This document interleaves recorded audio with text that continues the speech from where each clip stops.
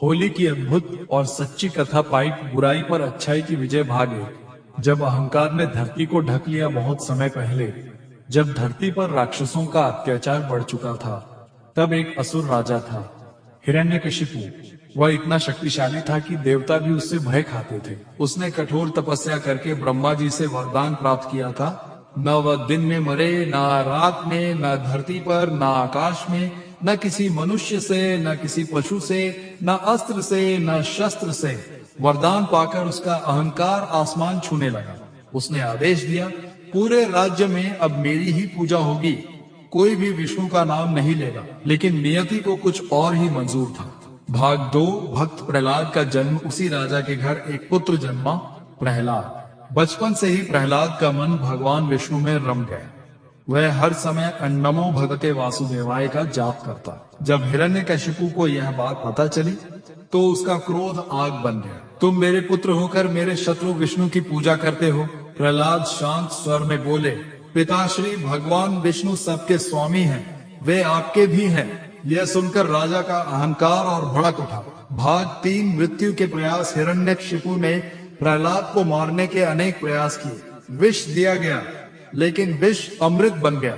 हाथियों से कुचलवाया, लेकिन हाथी शांत हो गए।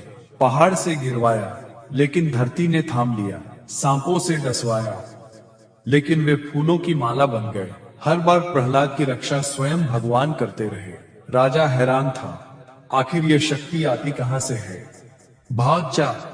होलिका का षड्यंत्र। तभी हिरण्यकशिपु को याद आई अपनी बहन होलिका।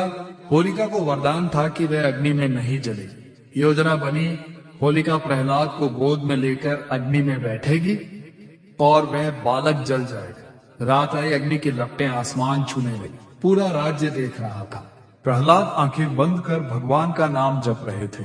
अचानक चमत्कार हुआ, तेज हवा चली। होलिका का वरदान निष्फल हो गया। वह जलकर भस्म हो गई और प्रहलाद सुरक्षित बाहर आ गए। यही वह क्षण था जब बुराई जली और भक्ति बच गई।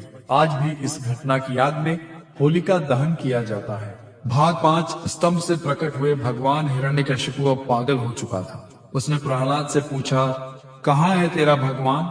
क्या वह इस स्तंभ में भी है? प्रहलाद ने निडर होकर कहा, हाँ, वे हर जगह हैं। क्रोधित होकर राजा ने स्तंभ पर प्रहार किया। तभी स्तंभ से प्रकट हुए भगवान का अद्भुत रूप, नरसिंह, आधा मनुष्य आधा सिंह। संध्या का समय था, न दिन न रात। दहलीज पर न धरती न आकाश, नखों से न अस्त्र न शस्त्र, और वही हुआ अहंकार का अंत। भाग 6। रंगों की शुरुआत। जब अत्याचार समाप्त हुआ तो पूरे राज्य में खुशी की लहर दौड़ी। लोगों ने एक दूसरे को रंग लगाया, ढोल नगाड़े बजे, गुलाल उड़ा। यही खुशी आज होली के रूप में मनाई जाती है। भाग 7। कृष्ण और राधा की होली। समय बीता और द्वापर युग आया।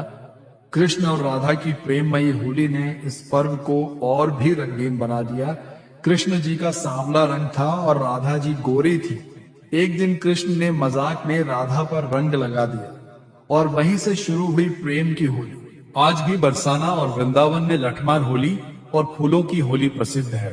भाग 8। होली का सामाजिक संदेश। होली केवल रंगों का त्योहार नहीं, यह है अहंकार का दहन, भक्ति की विजय, प्रेम का उत्सव, रिश्तों की मिठास, बुराई पर अच्छाई की जीत। इस दिन लोग पुरानी दुश्मनी भूलकर गले मिलते हैं, मन के अंदर जमी नफरत को जलाकर नए रिश्तों के रंग भरते हैं। अंतिम संदेश होली हमें सिखाती है, चाहे परिस्थिति कितनी भी कठिन क्यों न हो, सच्ची भक्ति और सच्चाई की जीत निश्चित है।